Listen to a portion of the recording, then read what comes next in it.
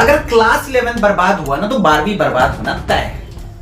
कक्षा 11वीं में अगर कोई सब्जेक्ट से डर गया ना तो जिंदगी में उस सब्जेक्ट में अच्छा नहीं कर पाओ। 11वीं में कम परसेंट आया ना तो 12वीं में तय है कि कम ही जाएगा। अभी तो डर सा लग रहा होगा, 11वीं है, कैसे पढ़ेंगे, क्या होगा। एवरीवन, आई होप आप सभी लोग बहुत अच्छे होंगे। उतनी बेहतर तरीकों से आप सभी लोगों की पढ़ाई चल रही होगी। तो इस वीडियो में हम बात इस पर करने वाले हैं कि 11वीं कक्षा स्टार्ट कैसे करना है। ठीक है, स्टार्ट कैसे करना है, क्योंकि 10 तक की पढ़ाई भाई अलग होती है और याद रखना 11 से पढ़ाई हमारी अलग लेवल की हो जाती है। क्योंकि 10 तक को मानो कि वो एकदम इजी वे पे होती है।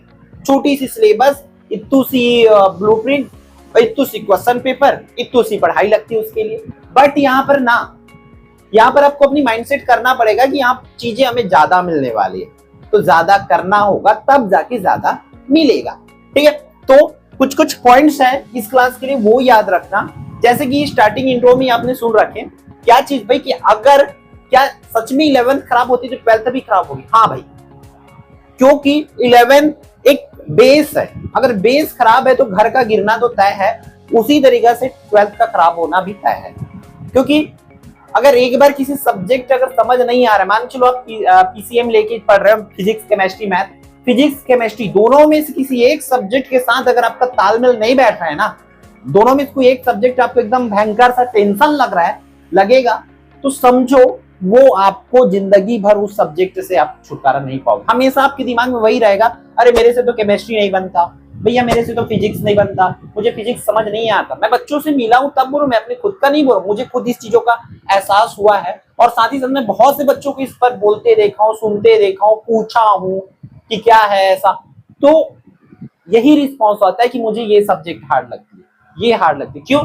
11 में भी लगता था, 11 से ही वो चलते रहता है, माइंड वैसे ही सेट हो जाता है कि भैया फिजिक्स भयंकर होती है, केमिस्ट्री भयंकर होती है, अकाउंट भयंकर होती है, हिस्ट्री भयंकर होती है, जियोग्राफी भयंकर होती है, ये दिमाग में पहले से सेट रहता है। तो 11th क्लास में उन चीजों को आपको समझना पड़ेगा। आप 10th जैसे, दूसरी चीज और ये भी याद रखना, आप 10th जैसे लेकर के चलोगे, जैसे 10th में था Eklavya RPS channel, important question बता दिए हर एक चैप्टर का, ये पढ़ के जाना है, हो गए पास ना भाई ना। यहाँ वो काम नहीं करने वाले, वो छोटा सा सिलेबस था तो सर का दिमाग चलता था तो बता दिए थे, है ना। यहाँ तो इतनी सी बुक मिलेगी, सर का दिमाग काम नहीं आएगा, वो 2-4 क्वेश्चन लेके जाओगे तो निपट जाओगे ना। कोई कंफर्म क्वेश्चन नहीं होती 11th 12th में कि 101% आएगा मतलब आएगा वाला, नहीं होती है। आपको मेहनत करना पड़ेगा, खुद को रगड़ना पड़ेगा 11वीं 12वीं में अच्छा करना है तो। ठीक है, तो आपको सबसे पहला काम 11th में करना है, माइंडसेट करना है कि इस साल अच्छा से करना है। और सब्जेक्ट भाई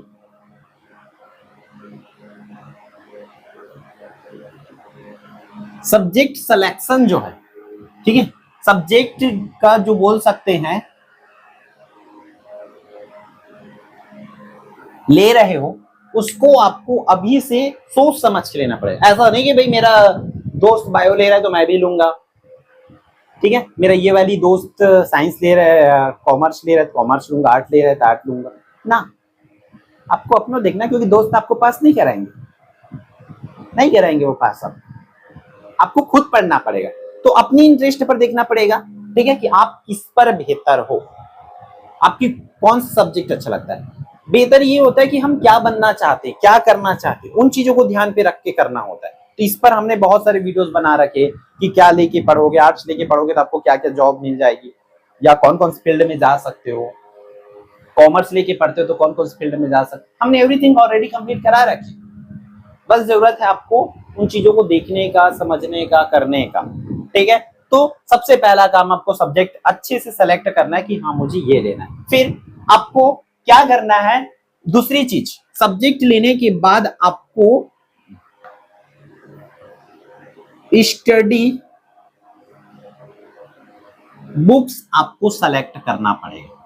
ठीक है, अब देखो हमारी 10th तक में होती थी क्या, हमारे गवर्नमेंट के द्वारा बुक मिल जाती थी, एक ही जो बुक होती थी, पूरे स्कूल का एक ही बुक होता था, हर एक बच्चों का एक ही बुक होता था, हर एक टीचर के हाथों में एक ही बुक होता था, हर एक टीचर एक ही चीज पढ़ाता था। बट यहाँ ना ऐसा नहीं होता। 11th 12th हर एक टीचर अलग पढ़ाएंगे, हर एक यूट्यूब चैनल पर आपको अलग अलग, मतलब थोड़ी थोड़ी चेंजेस, डिफरेंस रहेंगे टॉपिक में। हर एक बुक को देखोगे तो अलग अलग रहेगा। तो आपको एक राइट बुक सिलेक्शन करना है यहां पर कि आपको कौन सा बुक लेना है।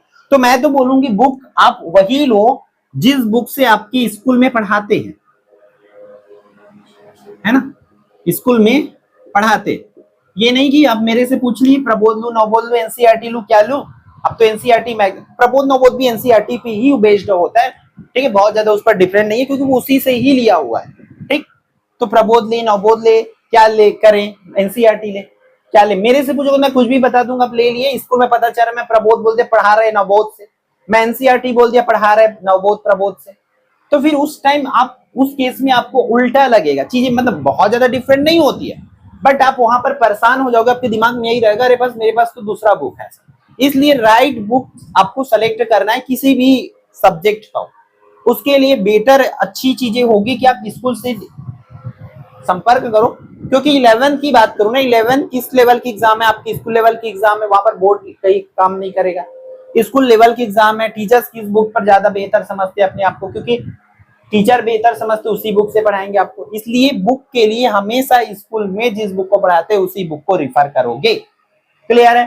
फिर बुक के बाद अब भाई इस क्लास में 10th क्लास तक अपन क्या करते थे, गाइड कुंजी लिए, प्रबोध परीक्षा बोध, परीक्षा सार लिए, मॉडल पेपर लिए, उठा लिए, पढ़ लिए, 90 पार कर लिए।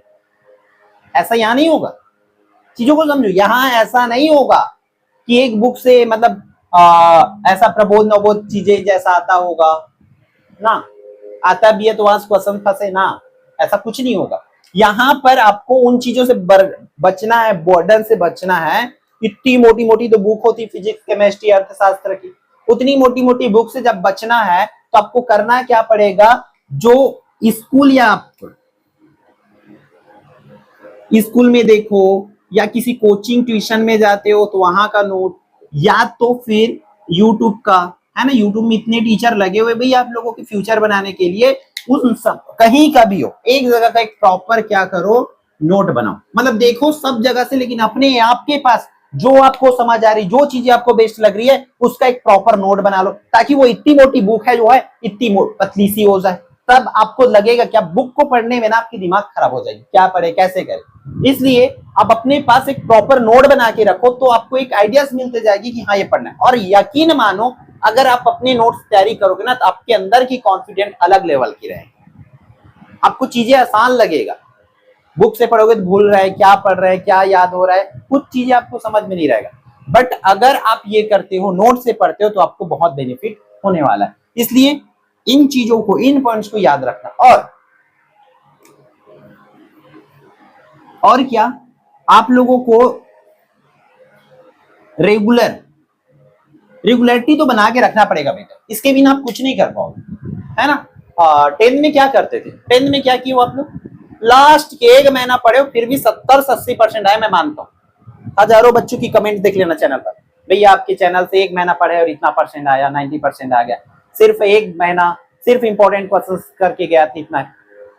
यहाँ नहीं, यहाँ ऐसा नहीं होने वाला। स्कूल लेवल की एग्जाम है तो आपको स्कूल लेवल की माइंडसेट करना पड़ेगा। हम बोर्ड लेवल की इंपॉर्टेंट क्वेश्चन बता सकते हैं, बट स्कूल लेवल की कैसे बताएंगे। छत्तीसगढ़ में हजारों टीचर है, हजारों टीचर का अपना इंपॉर्टेंट क्वेश्चन होती है, क्योंकि हर एक क्वेश्चन मतलब कैसे सेट किया जाता है। जैसे कि मैं किसी स्कूल के लिए पेपर सेट करूं तो उस स्कूल के बच्चों के हिसाब से किया जाता है। 11th में बच्चों के हिसाब से कि बच्चे किस लेवल की समझते। अगर हाई लेवल की समझते तो हाई लेवल का ही क्वेश्चन छांटा जाएगा, लो लेवल के बच्चे हैं तो लो लेवल का छांटा जाएगा, बच्चों के हिसाब से पेपर छांटा जाता है।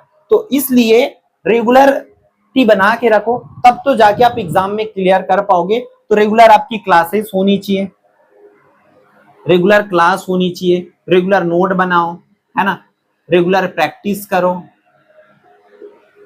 रेगुलर टेस्ट दिलाओ। ये पूरी चीजें आपको स्टार्टिंग टू एंड तक फॉलो करना पड़ेगा। आपको इस महीने से लेकर के अंत की चीजों को आपको फॉलो करना पड़ेगा, ठीक है। और आपको रेगुलरिटी उस पर बनाए रखना है। और एक चीज का हैबिट डाल लो अभी से, सेल्फ स्टडी जो है डेली का, डेली मतलब एक बना लो रूटीन कि मुझे 2 आवर 3 आवर पर डे पढ़ना है, मतलब पढ़ना है एनी हाउ। क्लास अटेंड करने बस से नहीं होगा, आपको डेली मतलब सेल्फ में भी देना पड़ेगा कि हाँ मुझे इतना इन चीजों को करना है। बेसिकली अब अपने हिसाब से टाइम टेबल बनाओ कि आपको क्या पढ़ना है, कौन सा आपके लिए इफेक्टिव टाइम है, पूरी चीजों को आपको खुद एनालिसिस करना पड़ेगा। यहाँ पर मैं बोल दिया 10 बजे सुबह पढ़ो, तो उस टाइम तो आपका स्कूल होता है, उस टाइम आपका हो सकता है पढ़ने का मन, उस टाइम हो सकता है आपकी टीवी में अच्छी अच्छी सीरियल देखा हो, तो कैसे करो। इसलिए अपने हिसाब से अपना एक बेस्ट जोन ढूंढो, बेस्ट टाइम ढूंढो कि किस टाइम में आप पढ़ सकते हो, और उस टाइम में कम पढ़ो लेकिन बम पढ़ो, बस अच्छे से करो, ठीक है। तो और भी चीजें हैं, जैसे कि मैं बोल रहा था, एक चीज याद रखना, मैं सब्जेक्ट पर बोल रहा था, किसी उस सब्जेक्ट को एक बार और मैं कर देता हूँ, किसी सब्जेक्ट को अगर कम आके मतलब उस पर फंस सकते हो, इसलिए ऑल सब्जेक्ट के लिए आपको, क्योंकि 3-3 मेन सब्जेक्ट मिलेगा, तीनों सब्जेक्ट को आपको देना है टाइम, है ना, किसी को भी छोड़ के नहीं जाना, क्योंकि वो एक सब्जेक्ट आपको इकलौता परेशान कर सकते हैं आपके परसेंट बिगाड़ने में, है ना। इसलिए अच्छे से ध्यान रख करके इन चीजों को समझना है और आपको पढ़ाई जो है करना है, ठीक है। आगे मैं कंप्लीट क्या करने वाला हूँ, सभी सब्जेक्ट वाइज एक प्लान शीट रोड मैप लेके आने वाला हूँ, बहुत जल्द आएगा, ऑल सब्जेक्ट का आएगा, जिसमें ब्लूप्रिंट वगैरह पूरी चीजों को इंक्लूड करूंगा, एवरीथिंग, जो चीजें आपके लिए आसान हो सके पूरा कोशिश करूंगा, बस मुझे टाइम दीजिए।